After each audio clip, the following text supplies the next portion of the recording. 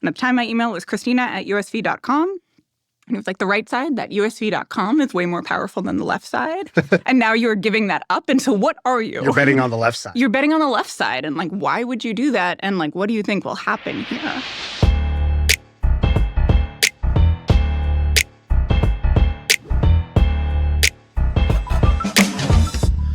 Do you know what you, Katy Perry, and Serena Williams have in common? Oh, God, nothing. You're all on the Forbes self-made women list. I hate that list. And you are ahead of them. Isn't that kind of amazing? I would have preferred that list never existed. Yes. You have that Midwest modesty. Yes. Nothing good will come from that list. Yeah. Those lists are, they're sort of made for the wrong type of people. Yes. Or jail time later or something to ever laugh at. I was never on 30 Under 30, and I'm like deeply glad about that now. Yeah, that turned out to be an anti-signal. When I was thinking about this episode, the way I think about it is like where you are today is where a lot of people want to be. You have a company that's working. It's got like a cool startup name. It's a cool office in San Francisco. The last valuation, I believe, $2.45 billion, but who's counting? Today, you're at where a lot of people want to be. But if we rewind the tape, to me, when I looked at your story, I think the through line for this is not counting yourself out. So I'm going to put that out there. That might be true or might not be true. But the basics of it is you had a good job and you quit to try something new, to try to make it on your own, which a lot of people want to do, but they don't take the leap. You took the leap. And it's not like it hit right away and you created Vanta and you created this, multi-billion-dollar company right off the bat. You did like 35 things wrong or 35 projects that went nowhere. And I love that because I spent 8 years of my life banging my head against the wall with failure after failure after failure, each time believing this is the time. Let's start where you have a good job. Yeah. You have the job at USV, which I think you kind of hustled your way into. I would say stumble hustled. Okay. I didn't What's a stumble hustle. They announced that job, like they do all their jobs on the internet, and said, hey, fill out this form if you want this job. Send us some links to your web presence. And so I literally sent them 3 links to my web presence and didn't email anyone who knew them. Turned out I knew people from school who didn't pull anything. Just sent them links and put them in a form and was like, well, now I'll go back to making slides. What kind of links?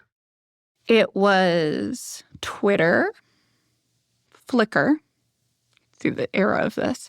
And I had started a design blog a couple months before when I lived in Berlin because I wanted to be like a designer who lives in Berlin, and those people seemed to have design blogs. So I started one, and that was it. And they hired me, which is crazy.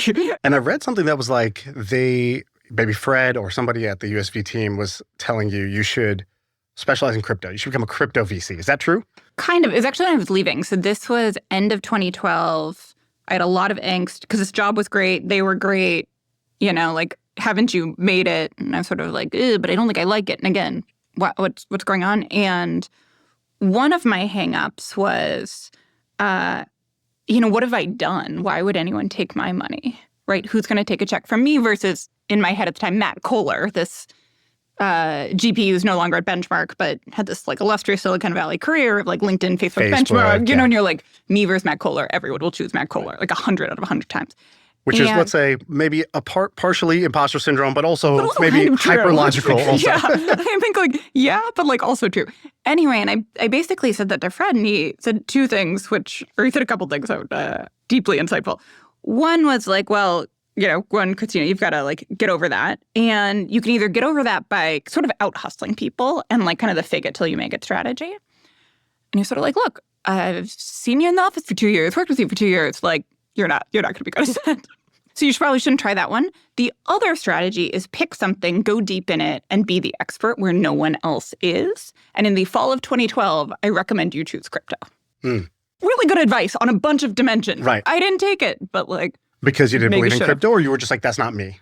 I was just I don't know if I want to be an investor. Okay.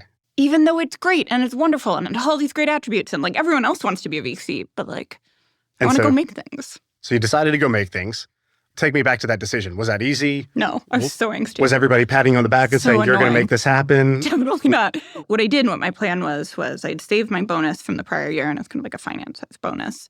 And I was going to live off of that as long as I could. So no job, but a bunch of structure, learn to code, learn to make products. Hopefully something would come out of that. And very much pitched as that. It was not pitched as I am going to start a startup. It was pitched as I am going to teach myself to code. Because that's how I saw it and thought about it. And like, yes, I wanted to start a startup, but I'd seen over the 2 years at USV so many people start startups to start them and then get into them and then be like, I don't want to work on this. But now I have people in office, investor, like I can't stop. But I think there was, I think people took that conservatism as, oh, you shouldn't be doing this. And so specifically, there was a bunch of like, why no one leaves USV who has the option of staying. Why would you do that? Or don't you want to work at some other venture firm? Or, oh, you want to code? Why don't you go to grad school? Stanford has a great graduate program in computer science. Why don't you go work for somebody else? Because clearly you don't know what you want to do. And then some amount of like kind of the tougher stuff, I think, where one person in particular I had been close to and who was very like, this is the left side and the right side of your email address. And at the time, my email was Christina@usv.com. And it was like the right side, that usv.com is way more powerful than the left side. And now you're giving that up. And so what are you? You're betting on the left side. You're betting on the left side. And like, why would you do that? And like, what do you think will happen here? So you have the good job. Yep. You quit. You hear look, you took the right side of the email, which was the powerful part. You threw it away. You're betting on the Christina part, of which there are many. And your plan is not even to go start a company. It's to learn how to code. And you're going to teach yourself how to code by going online and learning how to code that way. And my understanding is that worked because I went to your website. Well, you have this like list of projects. You're On like, purpose. I built all these things. Yeah, none of which you've heard of. Yeah, mostly went nowhere. There's something romantic about that too. Like, Yeah, I'm and going to go you're in just a cave and I'm going to reinvent myself and learn this magic superpower.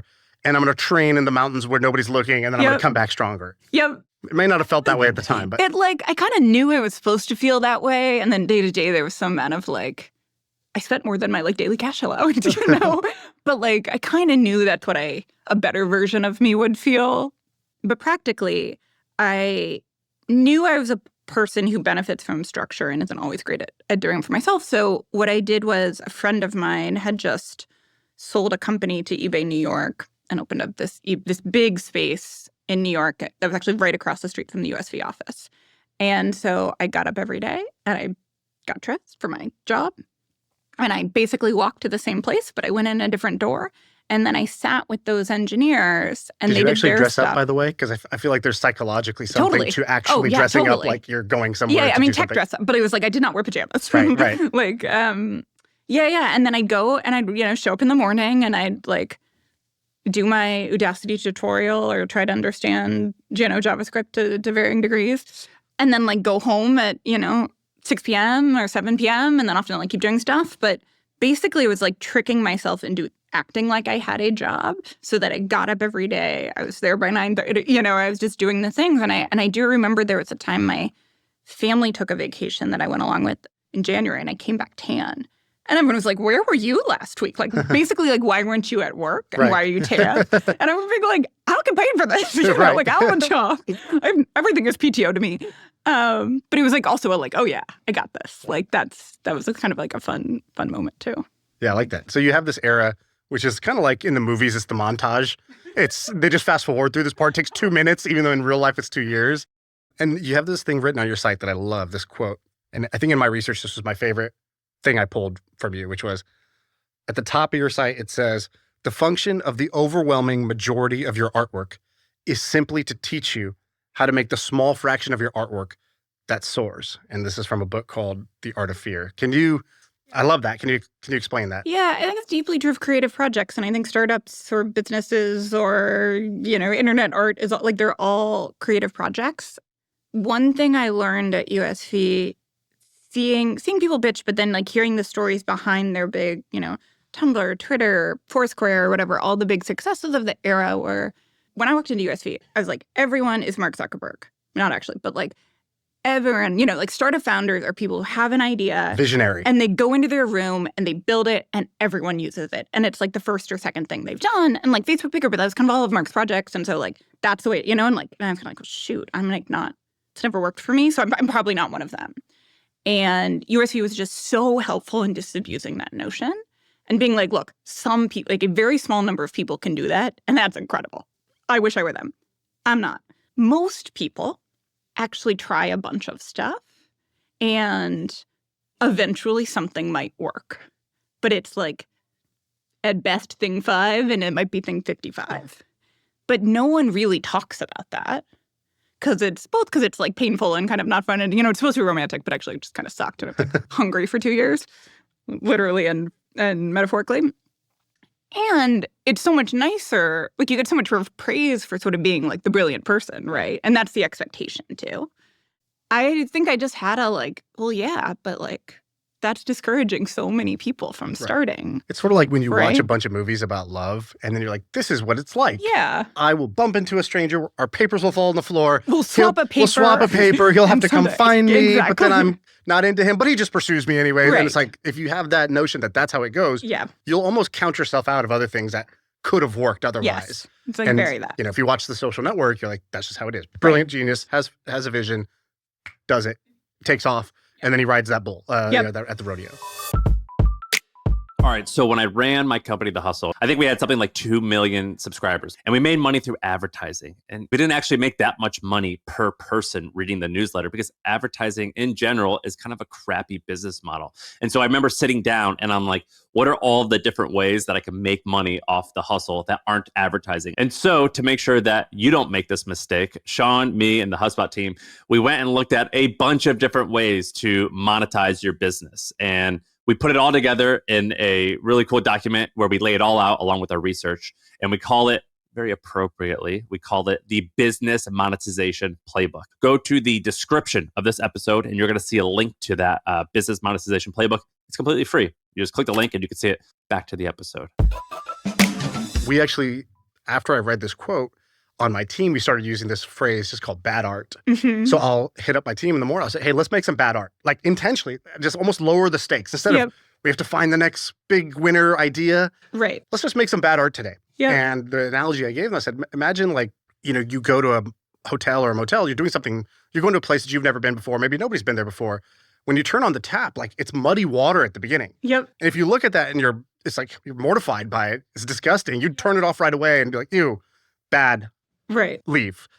But if you know that actually that's the process, that you sort of have this muddy water of bad ideas and bad skills at the beginning, get it out of your system, then suddenly the water starts running clean. And I think that framework is just very useful for anyone who's doing either creative endeavors or startups, which are a pretty creative endeavor too. Do you know the story about making pots?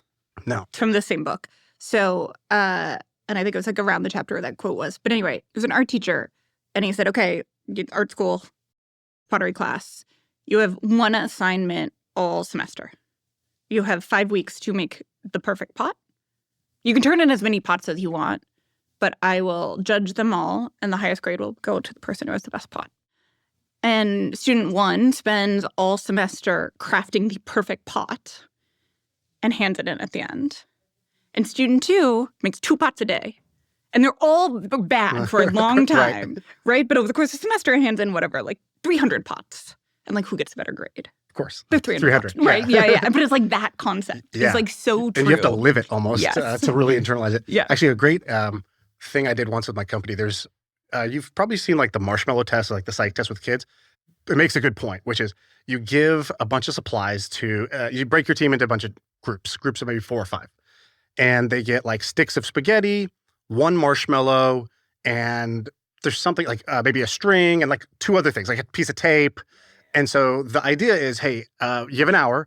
At the end of the hour, I will come around. I will measure whoever from the tabletop has the highest marshmallow. So whoever could build the biggest tower wins. Yep. And what most people do, what my team did, and everybody who does this the first time pretty much, is you immediately go into like the way we do most things in corporate life. So it's kind of like, okay, you're in charge. You do this. You sort of segregation of duties. You start trying to like plan. And then you sketch a little bit, then you start building the tower. And at the very end, you're like, okay, it's almost time, put the marshmallow on. Yep. And the entire thing collapses because even though a marshmallow looks so small and like light, compared to spaghetti sticks, it's way too heavy. And you don't realize that because you didn't you backloaded the possible failure, the failure mode or the sort of test of the idea. You spend all your time kind of planning and architecting this brilliant, beautiful thing. And the cool thing that they've shown in this is that when they do it with kids versus adults, the kids right away either eat the marshmallow or put the marshmallow on right away. And they're like, oh, it's too heavy. You have to have like 5 spaghetti sticks to Right. hold this thing up. They figure that out right away. They don't kind of save that to the end to try to perfect it. Yep. And that sort of iterative thing about testing the riskiest assumption Yep. is maybe important. It seems like for you, did you make that mistake of kind of like over-analyzing, over-planning at the beginning, like not testing with customers? Less the very beginning, because at the beginning I was just I built a book website. It was like Goodreads, but better, but it was actually worse because I didn't know what I was doing. But like it was something for me. This confused everyone else, right? Because they'd be like, well, you're not, what are you doing without having a job? And I'm like, I'm building a book website. And they'd be like, are you going to compete with Amazon? No. Like, are you going to compete with Goodreads? And you're like, well, with my friends, but like, no. And then they'd be like, well, what would you say you're doing? And you're like, mostly battling JavaScript errors, trying to, and like spending a lot of time on Stack Overflow. But anyway, it was this like whole confusing thing. But the beginning, it was just, I like when I would go visit a friend's apartment, I'd always like be drawn to their bookshelf. You want to see what's on their bookshelf. Anyway, so I was like, okay, what if I can get everybody's books online? But it was like, clearly this is not a business. Right. Like best case, I'm making like $50 a month, Amazon referral fees, like not a business. But you did it anyways. Why? Because I wanted it. And it was it wasn't, like you do your initial coding tutorials and you like are making whatever the other person wants to make, which is not what you want to make. And like, I actually wanted this thing. And it like forced me to be like, oh, now I want like an animation when you shelve the book. So you right. And then you'd like learn about CSS animations, whatever it is. And so you started building stuff for yourself. Yep. Did you ever switch gears to, okay, now I'm going to do the startup. I'm going to do the thing that might actually, get me out of poverty, like self-induced poverty, basically. So at that point, I was very like, look, I just taught myself how to code and like, am I that good? No, but learning how to do some of this is much harder than it should be. And a lot of it's because our programming tools make us like hold everything in our heads, and you have to teach yourself to think like a computer and like read through code, just like not how a person, think like a computer. And once you have that, everything gets easier. But like, why? We are typing on computers. And so I kind of got on this like, if we could make our programming environments better, you can like they will just make more sense and more people will like learn to code. And so, I was really into that personal problem, also the like, live in the future and build back, whatever, all the startup trope advice. I'm curious about that. What startup trope advice actually helped you? I think the build something you want is a bit of a red herring. It works in some cases, but you're also very limited to your experience. It's kind of like when they tell writers, write what you know, and then you like, it's like a 14-year-old who's had a charmed life, and like they just don't know that much, and so like, what are they going to write about? And so my version of that is like, look, if there is something personally meaningful, like by all means go for it. That's top ranked. Totally. But like second best is like find someone else with the problem and deeply, deeply understand them. I think there's the shut your eyes, imagine the future. What's it look like? Build that. I think this makes sense in retrospect. I think in the moment, it's pretty hard to generate reasonable startup ideas doing that. Right. But I can tell you a story about Vanta where Vanta fits that. Yeah. And it does, but it's But after that's the in fact. retrospect, yeah. Yeah. So what was the actual, in the moment, way that you stumbled into this idea of Vanta that now seems obvious, as all great ideas do once they exist? And now there's you guys and some competitors trying to do the same thing. But that was kind of a novel idea, and it was a new part of the market at least. Yep. What was the insight for that? The insight was wanted to start a security company that started serving startups. There seemed to be like security was this huge market, but no one was really focused on startups, and startups didn't use security tools. And I was sort of like, why? And like, when does this become a $90 quadrillion, like go from a zero TAM to like $90 quadrillion market size in precise terms? Yeah, that's the official number. Yeah, exactly. But wait, why security? Because like, when I've been talking to you for, 20 minutes now. You don't strike me as somebody who's like, I wake up every morning and I was thinking about security during that year off. Why did you even think about security to begin with? It seemed really interesting. It seemed like this kind of competitive cat and mouse thing where they, with attackers, where there's like kind of a real dashboard. Right. I think one of the things I guess I knew, but I didn't really know. Like I'm very competitive, should have played more sports as a kid, didn't, through Vanta have an outlet for a lot of that energy, which is great. And I think, honestly, when I was at Dropbox, I worked with this product security team, and they were great. They were super fun, and they were really good educators. And it's not like they'd hosted, seminars on things. It's just like they wanted you to fix something, but they'd come over and sit next to you and explain why it was important and how and all the. Anyway, they were just great. And so in coming up with startup ideas, there was a bit of like, well, this actually seems like a deep enough, interesting enough space that if I work in it for years, there'll be lots of things. And if I can't come up with anything and end up burning, 18 months of my life learning about security on the internet, could have been worse. Yeah. Right? Like you kind of look back and be like, okay, worst case, nothing comes out of this. But like I'll feel as good as I will or Well, would. connect the dots for me. So you took the year or multiple years off to teach yourself, 2 years. Yeah. But then you go to Dropbox. Yeah. So you go back to getting a job. Yeah. So I feel like there's a part of the story that's like, I iterated, finally I found it. No. Finally you found a job at Dropbox. Yeah, because I was kind of like, okay, now I can code, but I've never had a real job. I've never worked at a company. I've never worked with people. Also, my like friends are kind of getting promoted and like I can, like it's unclear if I'm employable. Like this seems bad. And I was really frustrated because again, I wouldn't tell people I wanted a startup to come out of that. But like I did. But I also at the time was like, well, nothing I've worked on should be a startup. Right. So yeah. So what was that story you told yourself? So you spent the 2 years, you bet on yourself. Yep. Which sounds amazing. That's a great t-shirt, bet on yourself. Yeah. But the reality of it, I told you I did it for 8 years. Yeah. And I was delusional enough to keep going. Yeah. But also objectively, it was bad. And I had to tell myself certain stories in order to either A, keep going or to like just maintain a sense of confidence beyond that, because the evidence was telling me you suck. Yeah. And I just couldn't tell myself you suck because then I definitely suck. Yeah. What were you saying when the evidence kind of said you suck? This is very silly. I had this like survey I would fill out, a Google form I'd fill out for myself every Sunday or every weekend. What are you working on? How do you feel about it? What are you going to, what's your next goal? What are you going to do to move forward? You made that for yourself? I made it for myself. It was like a personal accountability thing, right? Okay. And I asked a bunch of questions. They were all useless. The only question that ended up mattering was, what would make you stop working on what you're working on right now?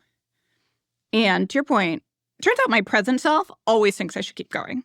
But my past self sometimes thinks current self should stop, right? And so I was actually like looking at those answers and being like, 2 months ago, I said I should stop if I got to the point I'm at now. I don't actually think I have countervailing evidence. I just have stubbornness. Shoot. I should probably stop. And so that's how you were stopping those projects. Yeah. I sent you some questions ahead of this to try to understand what you think is important to talk about, what you think is insightful. You said something that I really resonate with, which is managing your own mind, managing your own psychology is one of the most important things. Yep. How does one do that? And how would you teach that to somebody else, or how would you talk about that to somebody else? It's, I think, hard to do, hard to teach. I think what I try to tell people is figure out what, it's personal and not personal sensitive, but personal, specific to you, and figure out what makes you happy or centered, whatever those things are, and do not give them up. And so for me, for years, it was running 3 or 4 times a week. And exercise, sure, but it was actually just the mind clearing catharsis, kind of meditative, running.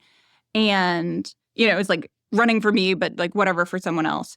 And it's whatever that thing is, do not give it up. And I don't care how busy you get, but sort of know what makes you feel like you, and don't drop those things.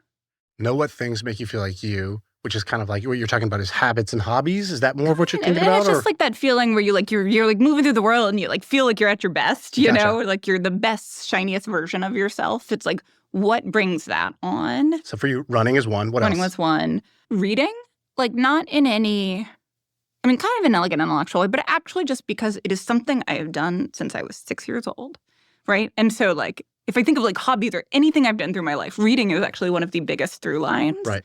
And so there's a part of that just feels like me. Yeah, because I was looking, you read 30, 50 books a year or something. Yeah, but it's yes, I want to learn things and blah, blah, blah. But actually it's just it is centering.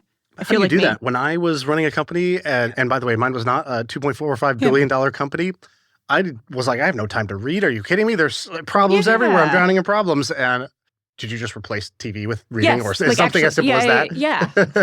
Actually. Eric told me that you are extremely quick with reading. He's she would take a bus to work. Yeah. And read the book. And read the whole book on the bus ride. Yeah, over the course of a week or so. But yeah, actually to this day. The way he said it was more legendary. He was nah. To and from cover to cover. No, that wasn't it. I should mean, roll with I that. actually still take a bus to work. Part of it so I can just sit there and like, You bus to work. yeah. Oh, Because that's look, if I interesting. take a car, I'm just gonna like sit in the back with my laptop writing emails, you know. And in a bus, like I want San Francisco bus, I'm not pulling on my laptop on that unless something's like really gone wrong. And so it just forces me to like sit there and have 20 minutes between home and work. Right. And I like that. It's almost much like, more. you know how people are like obsessed with cold plunges? Yes. I think the more hardcore version is take a San Francisco bus to Bus. work. It's like, There's wow, you can endure a 18-minute bus ride with like... Some of the buses aren't bad. 5R used to be my bus. 5R is a great. Dude, I used to take the 38, and I the don't think 38 is like an actual that's zoo. not It's a like bus. it's That's a anything Gary can one. happen. Yeah. No, 5R, great bus. I miss it. Okay, so managing your psychology, you said figure out what makes you feel like most you, and make sure you stick with those things, keep doing those things. It'll kind of keep you centered with it. What about manage your own psychology when it comes to self-doubt, when it comes to getting down on yourself? Because I spent 2 years, I didn't really land where I wanted to land with it. Did you have a conversation with yourself there, or a story you told yourself in order to Yeah, I was so annoyed. Which in retrospect, I was like being so pretentious. Like life was good. You know, again, like the BATNA, like my worst case outcome was becoming a product manager at Dropbox at the height of Dropbox's power. Like my life was great. Could you just say the BATNA? Yeah, right? But like my life was great. It did not feel great at the time. It was totally great. And again, I knew I was like 5% aware of that, 10%, but that was not the lived feeling. Do you use negotiation terms like that just regularly? Hopefully not. That sounds kind of obnoxious. I'll try not to now. No, I like that. And, I've always felt that if you build a great Silicon Valley company, internally in your company, you should be a totally normal person. But outside, you should have that like 10% crazy. yeah. It just gives you like actually like 2x the valuation. It Totally just like true. creates this extra aura. It's Totally like, true. wow, she's barefoot all the time. Why? Exactly. Oh, interesting. She must be one of those real outlier Totally. types. Oh my gosh. All right, I want to ask you about this list of ideas that you did. So I've looked back in my career, and even when I went through eras where I tried something and it didn't work, a lot of the times I look back with the benefit of hindsight now and I think, oh, I was just sort of an idiot about it. Had I actually either stuck with it or done it differently or pivoted the market, that actually was a good idea. I'm curious, do you feel that way about any of the No. projects you worked on? Like they're art projects, and I say that with deep love, but like they're not businesses. Okay. Um, The voice assistant for biologists. Yeah, that doesn't sound like a great that business. was just comically bad. No, yeah, there was like a deep lack of any commercials in nearly everything on that list, which I think is part of why Vanta has had commercials like baked in from the very beginning, because I'd made that mistake learned your lesson. so many times. What about now? So if you weren't doing this, or in general, like when you operate a business, you see a bunch of pain points, blind spots, maybe like parts of the market that are unaddressed. If somebody's listening to this right now and they are looking for, inspiration or ideas that, spark thoughts in their head about stuff that they could go do, where would you look? What would you recommend people think about? What problems do you think need solving? Yeah, I think so much of what I think about that's not kind of directly in Vanta's wheelhouse is something around like running a B2B SaaS or being in a B2B SaaS business. Forget running it, just being in it. There's like so many, like someone please fix the go-to-market tooling stack. There's 9,000 tools and and it's like you jerry-rigged them together in this Rube Goldberg machine and the marbles are all over the floor and like if anyone wants B2B SaaS, just like fix that, go full stack on all that. But for people who don't want B2B SaaS, of which there are hopefully many, I think the process Vanta came out of, I liked it going in, but now of course I really like it. But that was pick something you want to learn about and just go talk to anyone you can about like what their days are like, what their problems are like, just like what's going on and kind of try to develop a mental model of the space. The story I heard about Vanta, which sometimes we make up these retrospect stories. So I don't know. You can. I try to actually tell the true one. Like blink twice if it's true and whatever. But it was, you're at Dropbox, you work on this thing called Paper, which was this, I remember like seeing Paper at the time was like this idea of this like collaboration tool. And you go to want to launch Google Docs. Yeah, Dropbox is Google Docs. And you go to launch it and it's like, hey, we don't have SOC 2, so can't really launch or customers can't use it. And you were like, SOC what? Yep. And you didn't know really what that was. And you were like, so how do we get that? And you started asking questions to try to understand like, what is this thing that blocked us here? If it blocked us, maybe it blocks other people. Yep. Dropbox had a security team that was going to be able to try to solve those problems, but like the average startup doesn't. Yep. And the next part of the story that I liked was, even though you had just spent 2 years learning to code and built 35 projects and coded them up and shipped them out there or whatever. You didn't write code for this. You were like, I'm going to test this idea with an Excel spreadsheet only. Yep. And you went to 1 or 2 startups, I think YC startups that you thought might need this. And you were like, hey, if I did this for you, would that be valuable? And they're like, oh, yeah, sure. Can you, how All much true. of that is true? All true. The stylized part is all the Dropbox stuff happened. There was no light bulb. I was like not smart enough to have a light bulb go over my head at the end. I wish so. But it was just like learned about the whole process, learned what it would take, and then like basically ran screaming from the room because it just sounded awful, especially when we were trying to launch and even figure out if we had product market fit. So the idea of like, we're going to go 2 years of work to then see if we have product market fit, you're like, bad. Like, how do I find reality faster? Came back to it later, did the spreadsheet thing. And I think honestly, it's like, because there's 35 things on the list, like kind of at the point where you're like, okay, I can write, maybe somewhat shoddy JavaScript, but like I can code the thing or code a first version of the thing. That's not the hard part. The hard part is, does anyone want my thing at the end? And so like, how much of the validation can you front load there? So I think a lot of people hear that and they're like, they hear you should talk to customers, you should validate if people want this, make something people want. Yeah. I don't think anyone has any idea how to actually do it. So what is the quick and dirty recipe for how you actually go? Who do you talk to? Yeah. What do you really ask them? How do you make sure you're not getting these false positives just by being like eager beaver and they're like, yeah, that would be, maybe I'd be interested. And you're like, they totally loved it. Yeah. So on the false positives, anything that is not, can you do this for me now, tomorrow, next week is a no. And people are really kind and they want to be kind. And so they don't say, like rarely do they say no. But a lot of like, oh, maybe next quarter. Or like, I don't need this, but my friend might. Oh, Right. hard nose. Yeah, you should date my friend. Hard nose. Totally. Hard nose. I think on who to talk to, I mean, look, we started with like anyone who would talk to us. And then it was just like, and then so it ended up being coworkers, former coworkers, because you had like some like, well, I don't know if you know anything about this topic, but you're kind of a nice-ish person. And so I'll like give you a half an hour sort of thing.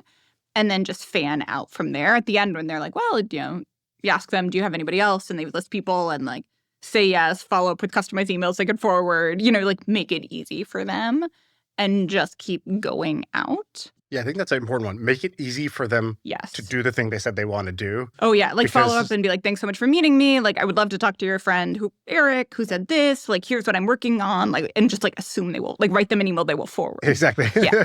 So you, have you ever read this thing called the mom test? Yes. Do you subscribe to that?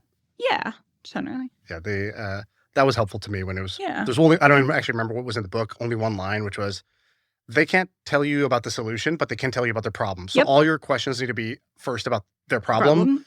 And then at the end, if you want to ask them about your solution, great. But just assume they don't really know what the solution needs to look like. Yeah. I think that's true. Try to avoid yes/no questions, which is harder than it sounds. And there's a bunch of kind of user research tips, tricks of like, if somebody mispronounces something, go with their pronunciation. Because otherwise they're going to like... Don't break rapport. Exactly. Like Yeah, a lot that's of true. that. Actually, I think I do that. And it Yeah. sort of is like a problem because it's kind of a know-it-all move. Right. And then it makes them feel like their mind goes over there. Exactly. Like, oh, am I being stupid? Did I say something stupid? Exactly. Where you just like want them to like stream of consciousness at you, basically. Yeah, exactly. Do you have any good hustle stories for how Vanta kind of got the flywheel going? Because, startups don't kind of just like explode right away necessarily. Yeah. And I've seen your like ARR chart, which looks like a beautiful hockey Yeah, stick. totally. But Always if you for me up. zoom in, it's like, wow, that was a year where it's like pretty kind of small. And then, Yep. then it started to accelerate. Was there anything you did that you thought was interesting, unique, that kind of took hustle or creativity? Interesting. It's so funny looking back because like I sent a bunch of outbound emails to YC companies, but I didn't know the word outbound at the time.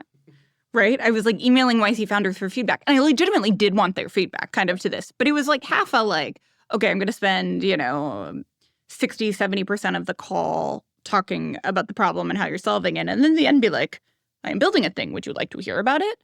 But it was like totally cold outbound. I just like didn't know that word. So you emailed a bunch of YC people. That got the ball rolling. What happened after that?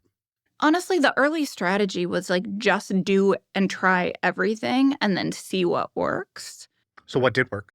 The outbound worked. There was a word of mouth. We tried actually really hard in the early days to basically build this call response in like founder Slack channels or VC Slack channels where someone said SOC 2 and someone else would say Vanta. and you just wanted this, And how do you do SOC that? 2 Vanta. You're saying like build the brand in people's minds. Yeah. And that was great for a while. And then a bunch of knockoffs came, and anyway, there's a bunch of other ways to get SOC 2. And so that association. I remember you guys at the Kind of a billboard. different It was like, version. what is it? Compliance that doesn't Doesn't suck too much. Yep, still up. Yeah, that was good. Still up. Yeah, I joke with people like we make software, but like we also make a billboard, and we're equally known for both. I think they're like equally as important.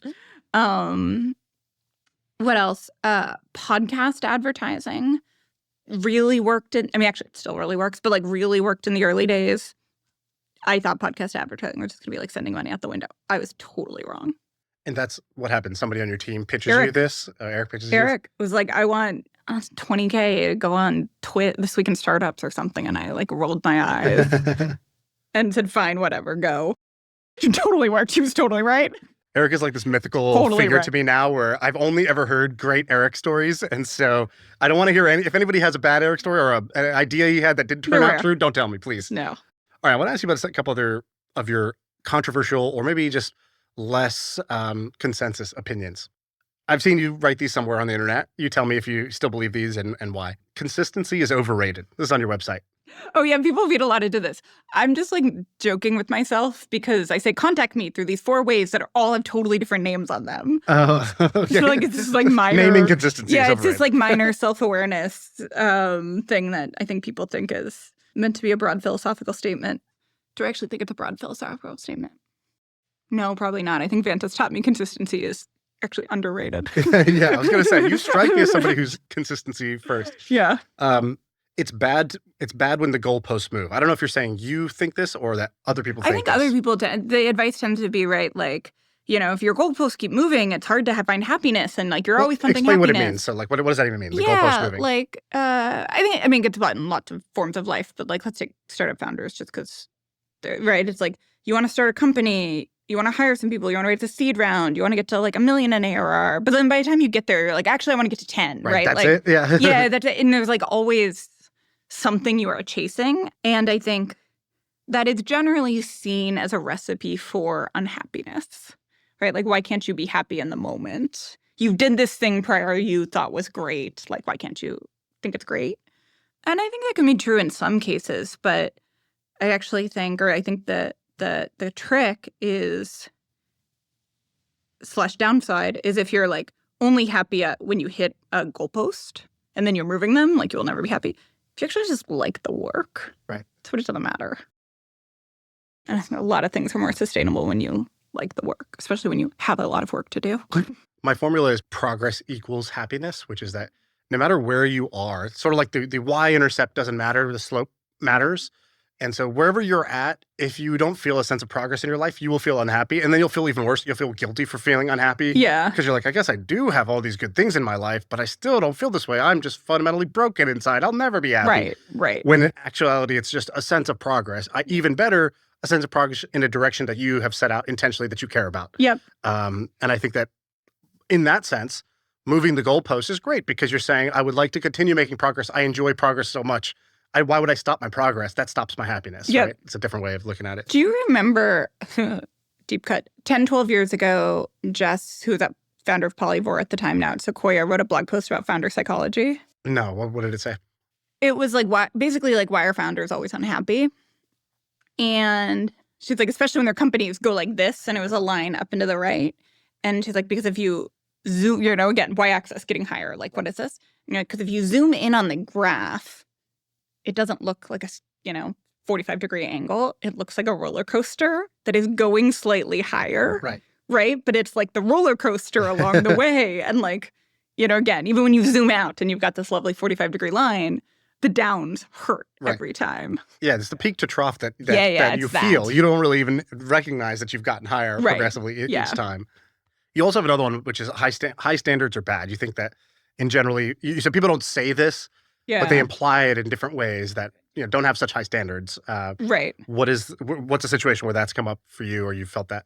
I think a lot of Vanta stuff, and I think within the company and then with, kind of partners or folks outside. And I mean, some of the feedback we get that like, I kind of, appreciate more than anything else is like, people care, people respond super quickly. Like, you know, again, something might have gone wrong, but the person tries really hard to fix it, right? And I think those things definitely don't happen everywhere by accident. It's not to say I mean, hopefully a small role in it, but I think when people join, there's a little bit of like, oh, the bar is here at Vanta. Like, kind of scary. Did I join the right place? Like, what's going on? What's an example of that? Where would somebody feel that? A couple places, but I guess in go-to-market, our expectations around quota, around attainment, on that, they're way off industry. They're way higher. And I think if one just hears them in a vacuum, they're sort of like, what is what? Like, why would I sign up for that? Then they join and it's like, oh, because you're surrounded by people who are like into what they do, getting better every day, want to get better every day, care a lot. And that sort of environment can be like really infectious. I'm curious, did you ever read this leaked production document from Mr. Beast? Did you ever take a look at that? Did you see that going around like a few weeks ago? I know. You know who Mr. Beast is? Yeah. So like right around the same time that Paul Graham put founder mode out there and everyone's like, oh, founder mode. Like, but wait, what is it exactly? And like, you know, it was like, I think yes, but what? Part of a lawsuit, Mr. Beast's like internal doc he wrote for his production team leaked. A big part, like we've gotten to know him and become, pretty friendly with Jimmy over time. And it's just like the number one thing. You go hang out with Jimmy for a couple days, like you walk away and you're like, oh, that's what it means when people say reality, Steve Jobs used to have this reality distortion field. Yep. And literally his company's based in like a tiny town in North Carolina. So like he gets people to move there. And then once you're there, you're in his bubble. And in his bubble, the expectations of what work is, about what success is, about what we're able to do, about the timelines we do them on, about what it means when something says no, not possible. And he's like one of his things is like, push past the no. He's like, you have to be able to push past the no. You don't always have to get it to be a yes. But like, if you just come back and you said, oh, we asked for the permit and they said it's going to take 6 months. And that can't be the end of the story. And we saw it on every little thing. Like, for example, we wanted to play basketball the next day and it was midnight. And somebody was like, oh man, I can't wait till tomorrow. Like, I just want to play. And he goes, well, why do we have to wait? Like, well, it's midnight, Jimmy, what are you going to do? He's like, I'm sure there's a gym around here somewhere. Let's go find one. And we're like, yeah, but they're going to be locked. It's midnight. Like, schools aren't going to be open. He's like, call the athletic directors. He's like, just call all of them right now in the county. It'll take us 20 minutes and offer any of them $1,000. See if they'll come open it. And like, part of it was like, oh, he just throws money at every problem. But actually, it's not about throwing money at it. It's everybody else would immediately just default to like, this is not possible, not feasible, not going to be doable. Whereas his default assumption on any given thing is like, why not? Of course we could do that. Yep. It's just a matter of deciding. If we wanted it, we'll do it. If we don't, we won't. But that's it.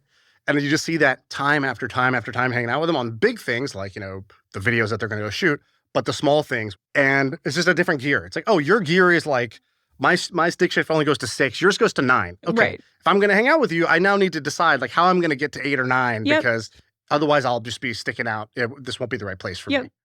Yeah, totally. And I think there's I think also if you like experience that and you're like, you know what, I'm go with 6. Right. Totally reasonable decision. Like, not that, arguably maybe a better decision in some cases. It's like totally fine. But the like there might be a 9 for any given thing, I think is a helpful mindset. You also raised a bunch of money late. So you didn't raise early on. You got to 10 million in ARR before you went and raised your Series A. Yep. I'm not so curious as to why you did that, because I'm guessing the answer is pretty simple, which is like we didn't necessarily need it. We just stayed focused on selling the product that was working. But more so when you went to go do it, what was that experience like? It was really fun. Yeah, it was great. It was really funny. So people or VCs in San Francisco broadly like knew we were doing well because of kind of the Slack channel chatter or like Vanta had come up, but they sort of didn't know how well. And so there was one pitch meeting. I remember sorry, you kept it low key, right? Yes, kept it low key on purpose because basically we were like, we have this great idea and everyone else thinks they can't even like spell what we're working on. Think it, has K's and to do things on your feet.